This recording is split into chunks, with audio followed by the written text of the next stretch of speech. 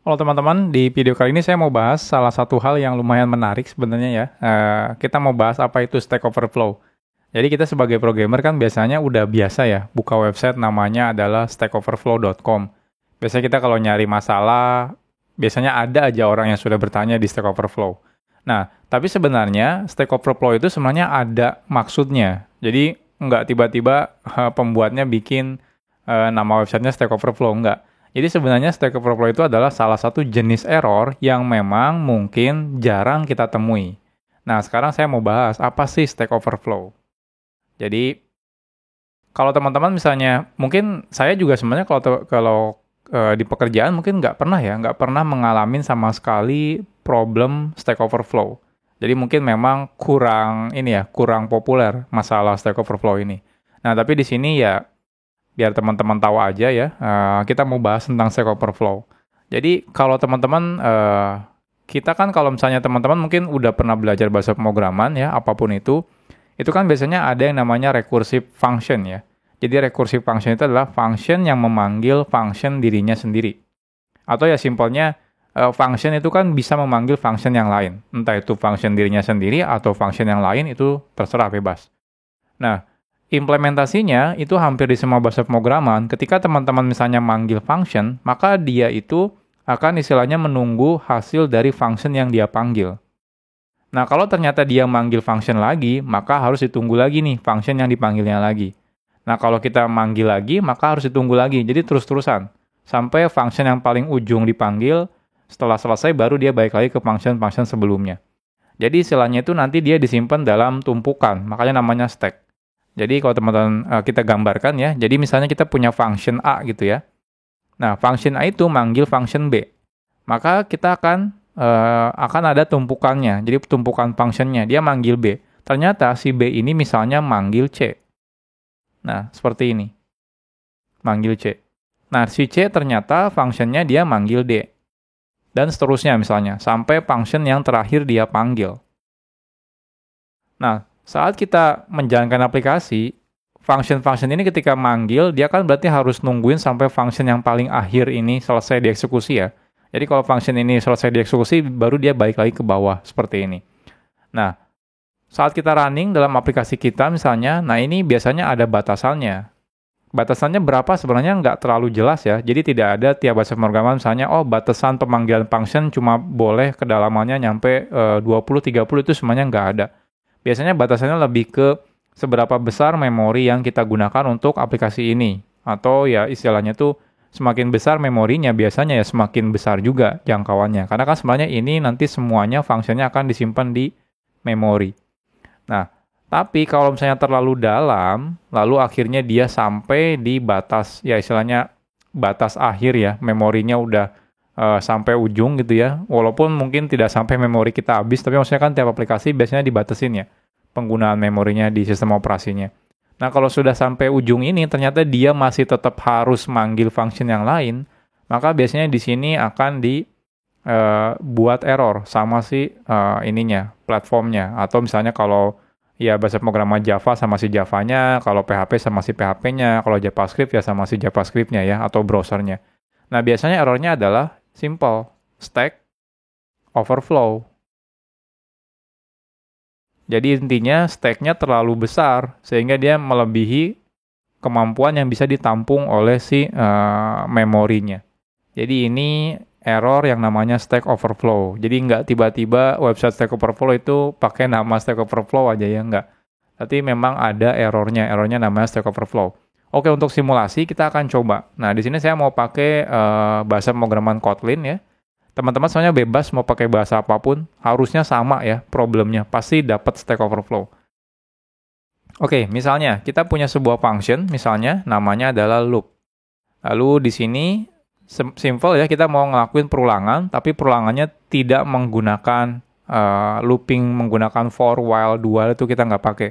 Kita pakainya recursive function. Jadi function dia manggil function dirinya sendiri sampai batas tertentu. Jadi di sini misalnya value akhirnya ya. Lalu di sini kita cek kalau value akhirnya udah sama dengan misalnya 1 misalnya, maka kita akan selesai gitu ya, maksudnya break lah istilahnya selesai di sini. Nah, selanjutnya kalau belum, kita akan panggil lagi loop, ya, tapi value-nya kita -1, seperti ini. Jadi turun. Jadi misalnya kalau kita masukkan loop-nya di sini misalnya 10, berarti dia manggil, habis itu turun, manggil, turun, seperti itu. Jadi di sini, oke, kalau gitu langsung saya return-kan saja, misalnya return. Jadi kita nggak perlu eksekusi lagi, dan ini tinggal seperti ini. Ya. Lalu kita akan print di sini looping-nya. Loop keberapa di sini?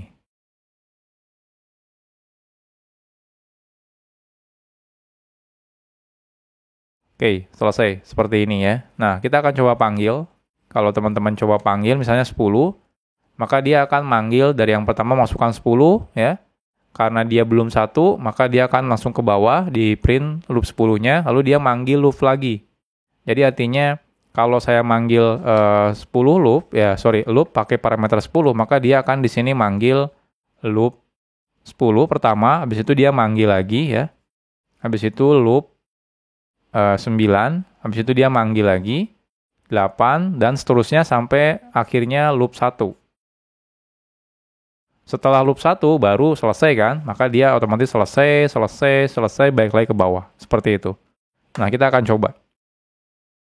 Oke, sekarang kita coba running. Nah, hasilnya keluar. Oke, saya tambahkan ln deh, print line. Nah, hasilnya keluar ya, loopnya dari 10 sampai ya kebetulan di sini cuma di printnya 2. Harusnya di sini jangan sampai 1 ya, sampai 0 misalnya. Oke, kita running. Nah, selesai. Artinya apa? Artinya sistem operasi yang saya gunakan masih kuat menampung kalau cuma manggil 10 tumpukan. Nah, kita coba naikkan lagi. Dari 10 misalnya jadi 100. Kita running. Masih kuat juga, ya. Dia masih kuat sampai 100 tumpukan. Kita kasih 1000. Kita coba. Masih kuat juga. Jadi sistem operasi yang saya gunakan kebetulan memang memorinya lumayan besar. Jadi kalau hanya 1000 tumpukan itu masih kuat juga. Gimana kalau kita tambahkan jadi 10.000? Kita coba running. Nah, ketika 10.000 ini udah nggak kuat nih. Lihat, errornya udah jelas nih. Stack Overflow. Sorry, bukan di sini errornya. Errornya itu ada yang paling atas. Nah, di sini nih. Dia cuma sanggup sampai... Aduh, ini kemana nih errornya nih?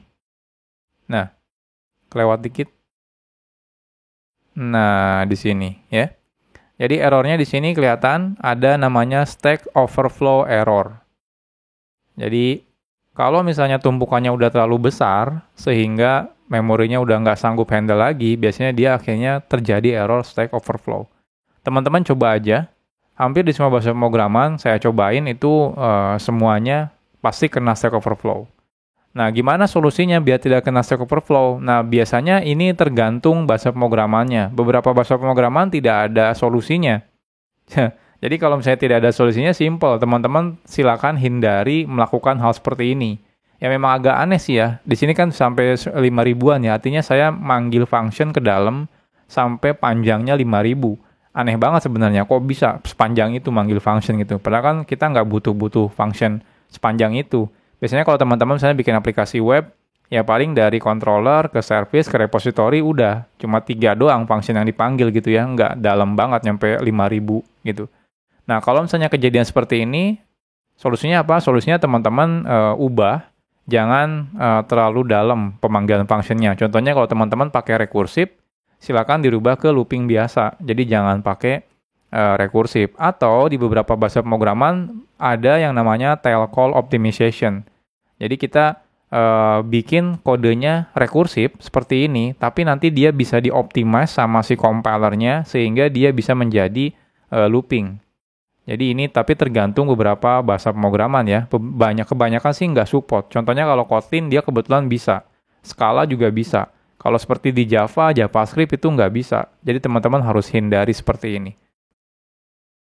Jadi kalau di Kotlin teman-teman cukup tambahkan tilereg gitu ya. Dia otomatis nanti akan di-optimize. Walaupun kode yang kita buat itu sebenarnya rekursif, Tapi nanti ketika di-compile, dia akan menjadi sebuah looping biasa. Jadi kalau sekarang nih, kita tambahin tailrek ya, kita coba running ulang. Nah, lihat, hasilnya sekarang sanggup looping sebesar apapun. Mau kita coba sampai 1 juta pun, ini sanggup sekarang. Kenapa sanggup? Karena dianggapnya seperti looping biasa. Nah, lihat. Ya, jadi kalau di Kotlin, coba teman-teman buka, masuk ke tool, di sini ada Kotlin, lalu di sini ada show Kotlin bytecode. Kita di-compile. Nah, kalau teman-teman perhatikan, hasil di-compile-nya kan dia jadi kode Java. Nah, lihat. Berubah jadi looping biasa ya. Jadi ini menggunakan while loopingnya. Jadi walaupun di sini tadinya tail rekursif ya, nah di sini jadinya while. Jadi di sini tadinya rekursif, di sini jadi while. Kalau kita hapus lagi tail rekursifnya, seperti ini, kita coba compile ulang. Kita di-compile, nah lihat hasilnya. Hasilnya dia masih tetap rekursif. Tapi kalau misalnya ditambahkan tailrek gitu ya, maka dia otomatis berubah menjadi while.